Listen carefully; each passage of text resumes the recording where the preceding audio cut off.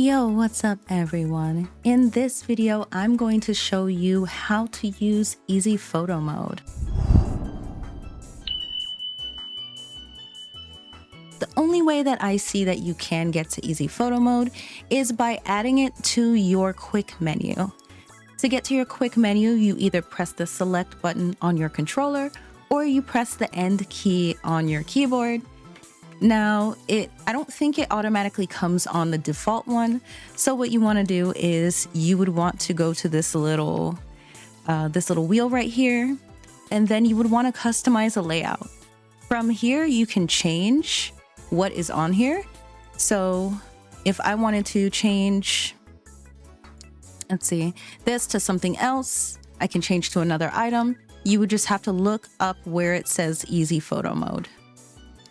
Once you add it to your quick menu, you can select it from there. However, if you have your camera setting to any of your fixed cameras and not your regular camera, it won't allow you to use Easy Photo Mode. Hence why you see mine grayed out is because I'm using one of my fixed camera settings. So we can just change that to regular camera. Also, if you use the custom light settings with the premium feature, you're not able to change those once you're in Easy Photo Mode, so I advise you do it beforehand. All right, let's go ahead and select Easy Photo Mode, and I'm going to go over the controls. I'm going to start with the controller since that's what I use mainly. To take a screenshot, you simply just press the left thumbstick.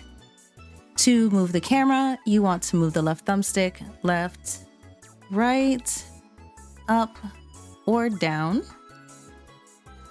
To turn the camera, you want to take the right thumbstick and move it left, right, down, up, or you can turn it around completely.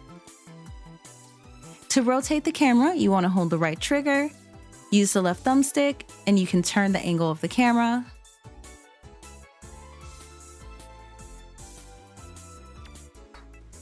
To zoom, you want to use the D-pad and move backwards or forwards using up and down. And to reset the camera, you can press the right thumbstick and it goes back to where you started. Now for keyboard and mouse. To take a screenshot, you can press X, or you can use the normal screenshot button and press print screen. To move the camera, you want to use WASD keys to move it left, right, up and down. To turn the camera, you simply just take your mouse and turn it like you would normally. And to rotate the camera, you want to press Shift, and you can use A and D to rotate the camera and twist it. To reset the camera, you want to press G for keyboard and mouse. Now let's get into the action buttons. You can hide the UI by pressing the select button. You can make your character always look at the camera by pressing A. Now with some emotes, they don't always look directly at the camera perfectly, but they try to. To change the expression, you would press right bumper and the expression menu comes up. So you can go through your expressions that you either have by default or you customized in the salon. To use emotes or lobby actions, you want to press left bumper and your emote menu comes up. It works the same way that it does normally when you are out in the lobby and not in this photo mode. So you can also change the hand poses, change the type of emote used, etc. For emotes that have button variants, you use that again the same way you would normally and press Y to use the button variant for that. For the camera settings, you're going to press the left trigger. Here you have quite a few options and I'll go into that in just a minute. I want to go over these controls with keyboard and mouse first, and we'll come back to this. So here, to hide UI, you would press Q. To look at the camera, you'd press Enter. To change your expression, you're going to press the period key. For emotes that have a button variant, press Tab to change. For your camera settings, you're going to press E. And of course, to cancel, you're going to press the left bracket. You can also cancel by pressing Escape. Now let's go into the camera settings.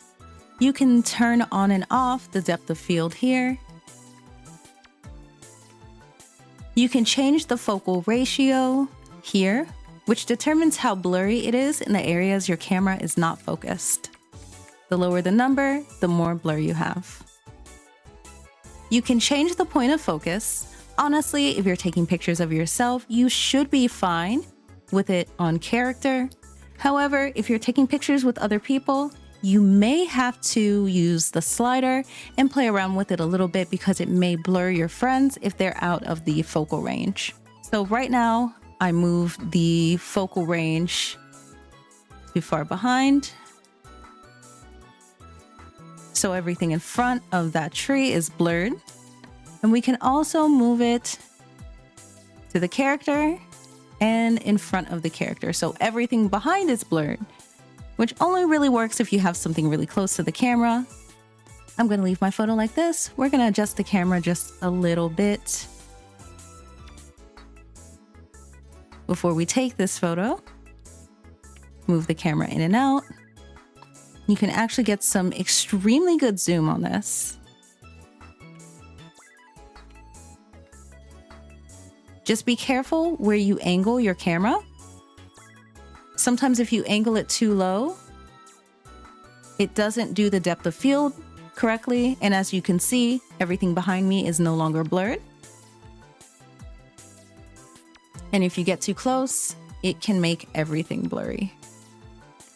And I'm going to take my screenshot. So if you have your settings set to not show your UI when you take screenshots, you don't have to turn it off. You can keep the menu up, but I turned it off just for the sake of the video. And we're probably going to use one of these screenshots as our thumbnail. And that pretty much sums up how you use Easy Photo Mode. I really like this feature because they definitely simplified how you take photos. I actually use this more than the regular photo mode unless I'm taking group pictures. I also sometimes edit my photos outside of PSO2, so I'll use the other photo mode for that. But 90% of the time, this is what I use. It just makes it easier. The photos come out very, very nice. And yeah, I hope you guys enjoyed the video. And if you have any screenshots, feel free to post them in the screenshot section of my Discord server. I look at those all the time. Anyway, stay comfy, everyone. Bye-bye.